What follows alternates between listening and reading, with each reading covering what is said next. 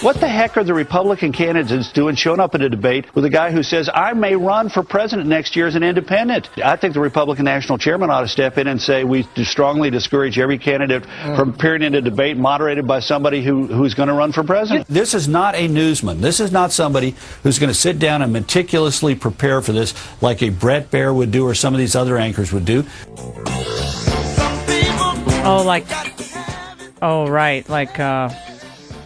You prepared for that 2006 midterm election that the Republicans did so well in, or maybe the 2008 presidential handoff to the most left-wing person to ever come into the White House. Karl Rove throws it down against Donald Trump.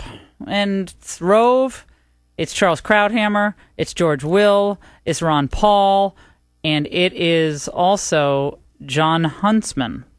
Joining us now, Donald Trump, Time to Get Tough, Making America #1 again. The book is just out. The star and host of NBC's Apprentice and businessman extraordinaire. Donald, how are you? Hello, Laura. How are you? I'm doing great. So you heard from Karl Rove. He said you're not going to meticulously prepare. You're a showman. You're not a newsman. You know, I built a great company with a tremendous net worth and with a lot of cash and with very little debt. And frankly, I know a lot more than, a lot of the so-called pundits that you read about. Like Karl Rove is an example. What did he do? He gave you Bush, and he and Bush crashed and burned. And to be honest, Laura, nobody could have won that election, in all fairness to John McCain, because of what took place during the Bush administration, and that was Karl Rove. I saw Karl Rove speaking, and there were about 12 people showed up to a speaking engagement. We had Newt Gingrich up here yesterday. There were thousands of people in the lobby of Trump Tower, thousands. And, it's just one of those things. I have a guy who is frankly, a political, I won't say it because I want to be nice, I'll be kind, a political person. But he's somebody that is, going around saying that this debate shouldn't happen because it's inappropriate. And yet I built, and they call me a reality star. I'm really an entrepreneurial star, and that's why I became a reality star, because they needed an entrepreneur. They needed somebody that was very successful. I mean, they didn't pick somebody that was a loser and spend all of that money. And by the way, the show became a tremendous success, The Apprentice, as you know, and it's going on right after the Super Bowl. But yeah, Donald, I said when your book Time to Get Tough arrived in our studios, I was flipping through it, and I was remembering you and I were talking years ago about conservatism and right. how we stand by these basic and first principles, and how you need someone who's articulate and passionate. And you and I, one of the first times I met you, you talked about my brand, and you said, Laura, what about your brand? What are you doing for your brand? And I never forgot that. And the Republican Party has been really bad at branding itself. It's true. And that's because and you've done a great job with your brand, by the way. I'm glad. I hope you give me a little percentage of what you've made, because that would be very nice. But you have done a great job. But you have a guy like Karl Rove, who's a political hack. Krauthammer, he speaks negatively all the time. He doesn't know what he's talking about. I mean, he goes on Bill O'Reilly's show, and thank God for Bill O'Reilly, because it wouldn't be so good without the group at Fox. That whole group at Fox, who are terrific. But Krauthammer, I don't even know this guy. He knows nothing about me. But I built, in fact, in my book, I actually did something that most people wouldn't do. I filled out financial disclosure forms because, as you know, I was very serious about running. And when I left, I was #1 in the polls. But I filled out the financial, and I took the summary sheets and I put them in the book. And it shows a phenomenal, net worth. Phenomenal. And great cash, little debt, if only the country had that. Really the way the country should be run. I mean, with great cash flow, with little debt, with tremendous worth. I mean, we're a debtor nation right now because of guys like Karl Rove. So, when he goes and knocks, it's sort of an interesting story. A couple of years ago, he came up to see me. No talk about me running or anything, but he came up to see me, and he asked for one of his PACs or two of his PACs. And I think I gave him like $100,000 or $150,000 for his PACs. Wow. Ooh. And very nice gesture. It's a lot of money. Guy walks up, sloppy-looking guy, schleps into the office, sits down. says, could I? And I figured, hey, look, I'm a conservative guy. So I gave him, I think, either 100 or 150,000. That was it. I didn't want anything. Then the first time I hear him talking about me, he speaks badly. So what that shows is money doesn't buy influence. No. What it shows is a bad person. It shows that you don't come up and ask for something and then go and attack somebody. I mean, I gave him that. Did he give you your money back? Did he hand it back to you or send it back? He should give me my money back. But what it shows is a character flaw. You don't go up and somebody treats you nicely and then a year later you just attack them. So I think he's, I've never thought much of him, although I guess I thought enough of him to give him, you gave him quite money. A bit of money. What if you liked him? You would have given him $1 million. I've been watching him over the last year. I've never thought much of him. I think he's a political hack. But remember this, he gave us Obama, because he did so badly in that last year of Bush that Karl Rove gave us Obama. Oh, well, that's quite an epitaph for Karl. Well, he did. He won't return our calls either, so it doesn't matter. Say it again? He won't return our calls, by the way. So why doesn't he return your calls? I don't know, because I ask tough questions of everybody. I mean, I'm tough on everybody, but you have to just hold. You are what you are. You stand up for what you believe in, and whether it's Romney or Gingrich or some other person, conservatism is what conservatism is, and there's going to be no savior out there. He's not good for it. He's a very boring guy on television. You watch him, you start falling asleep. All right, you're killing me here. This is what John. It's one of those things. This is what I'm surprised at Roger Ailes, actually, because Roger's the greatest. Go ahead. I'm going to lose it. Excuse me. This is what John Huntsman, former governor of Utah, presidential candidate, said when he was commenting on why he declined your invitation to appear at the debate. I'm not going to kiss his ring, and I'm not going to kiss any other part of his anatomy. This is exactly what is wrong with politics. It's show business over substance. If he had any courage at all, he would be running for president of the United States of America. Your response? Well, first of all, I think it's sort of a disgusting statement, and, I'm surprised it comes out of his mouth. And second of all, I'm not allowed to run because of the equal time provisions. When you have a big show, which is very unfair, by the way, but when you have a show, or especially a big show like The Apprentice, you're not allowed to run during the run of that show. So I really don't have a choice.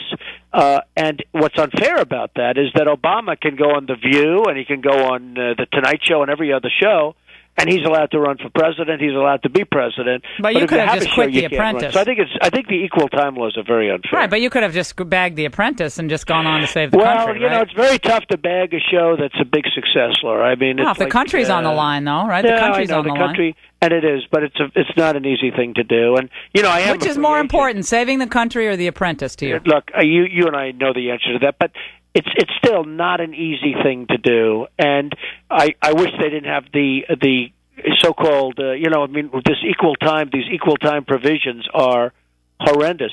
It's unfair that Obama's allowed to go on television, but I'm not. I mean, if you think about it, it's really unfair.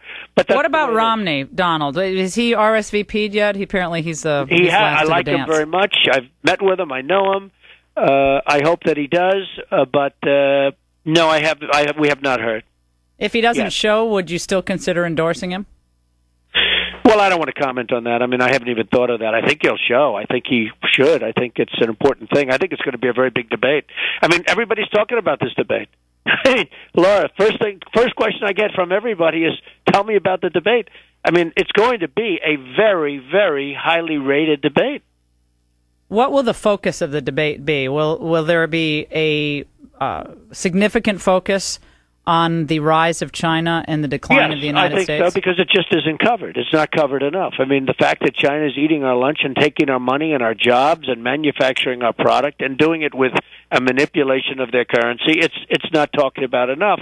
And it's a huge reason why we're going down as a nation. It's a huge reason. That and OPEC, these are abusers. They are abusing our nation because we don't have people smart enough to stop it, and it's not hard to stop. So why will you be better than Brett Baer or like a Wolf Blitzer in these debates, do you think? Well, I like very much both of those people. I'm not saying I'll be better, but I'll probably be a lot different. I like Brett Baer a lot. I like Wolf a lot, but and I do their shows. But who knows better? Who knows what? I mean, I've never done it before, and I think maybe that's a good thing. I am somebody that built a great business, and I built it in a relatively short period of time. And it's a very, very strong business. And it's not based on computer chips, and it's not based on the Internet. It's based on good old-fashioned real estate. And who knows business better? Do you think? Hard way, huh? Donald, who do you think knows business better of the two who look like they're going to be the last two standing in this? Gingrich. Well, I don't want to say because Romney. I'm going to be endorsing somebody later on, so I think it would be inappropriate to say. But I think they're both good, and I think they're really, they're both really good people. I talk about them in the book. I mean, the book came out yesterday. I hear it's doing really well, but it came out yesterday.